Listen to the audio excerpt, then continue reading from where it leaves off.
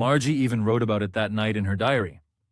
On the page headed 17 May 2157, she wrote, "Today, Tommy found a real book." It was a very old book. Margie's grandfather once said that when he was a little boy, his grandfather told him that there was a time when all stories were printed on paper. They turned the pages, which were yellow and crinkly, and it was awfully funny to read words that stood still instead of moving the way they were supposed to. On a screen, you know. And then, when they turned back to the page before, it had the same words on it that it had had when they read it the first time. "Gee," said Tommy. "What a waste.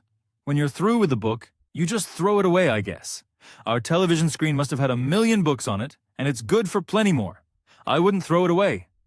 "Same with mine," said Margie. She was 11 and hadn't seen as many telebooks as Tommy had. He was 13. She said, "Where did you find it?" "In my house." He pointed without looking because he was busy reading. "In the attic." "What's it about?" "School." Margie was scornful. "School. What's there to write about school?" "I hate school." Margie always hated school, but now she hated it more than ever. The mechanical teacher had been giving her test after test in geography, and she had been doing worse and worse until her mother had shaken her head sorrowfully and sent for the county inspector. He was a round little man with a red face and a whole box of tools with dials and wires. He smiled at Margie and gave her an apple, then took the teacher apart. Margie had hoped he wouldn't know how to put it together again, but he knew how all right, and after an hour or so, there it was again, large and black and ugly, with a big screen on which all the lessons were shown and the questions were asked. That wasn't so bad. The part Margie hated most was the slot where she had to put homework and test papers. She always had to write them out in a punch code they made her learn when she was 6 years old, and the mechanical teacher calculated the marks in no time. The inspector had smiled after he was finished and patted Margie's head. He said to her mother, "It's not the little girl's fault, Mrs. Jones.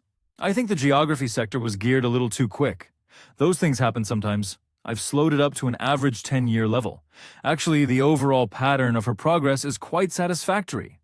And he patted Margie's head again. Margie was disappointed.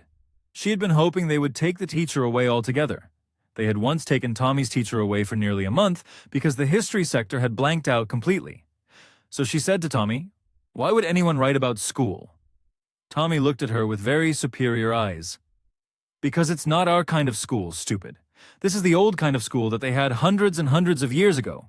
He added loftily, pronouncing the word carefully, "Centuries ago." Margie was hurt. "Well, I don't know what kind of school they had all that time ago." She read the book over his shoulder for a while, then said, "Anyway, they had a teacher." "Sure they had a teacher, but it wasn't a regular teacher. It was a man." "A man? How could a man be a teacher?" "Well, he just told the boys and girls things and gave them homework and asked them questions." "A man isn't smart enough." "Sure he is. My father knows as much as my teacher. He knows almost as much, I betcha." Margie wasn't prepared to dispute that. She said, "I wouldn't want a strange man in my house to teach me." Tommy screamed with laughter. "You don't know much, Margie. The teachers didn't live in the house. They had a special building and all the kids went there." "And all the kids learned the same thing?" "Sure, if they were the same age."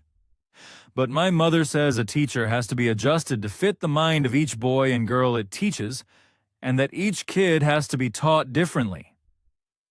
"Just the same, they didn't do it that way then. If you don't like it, you don't have to read the book." "I didn't say I didn't like it," Margie said quickly. She wanted to read about those funny schools. They weren't even half finished when Margie's mother called, "Margie, school." Margie looked up. "Not yet, Mama." "Now," said Mrs. Jones. "And it's probably time for Tommy too."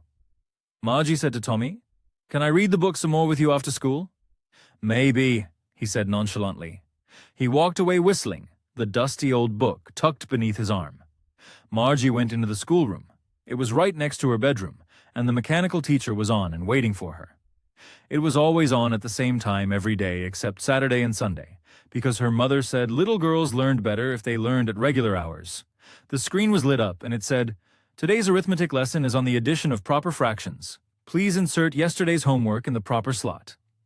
Margie did so with a sigh. She was thinking about the old schools they had when her grandfather's grandfather was a little boy. All the kids from the whole neighborhood came, laughing and shouting in the schoolyard, sitting together in the schoolroom, going home together at the end of the day. They learned the same things so they could help one another with the homework and talk about it. And the teachers were people. The mechanical teacher was flashing on the screen. When we add fractions 1, 2, and 1, 4, Margie was thinking about how the kids must have loved it in the old days. She was thinking about the fun they had.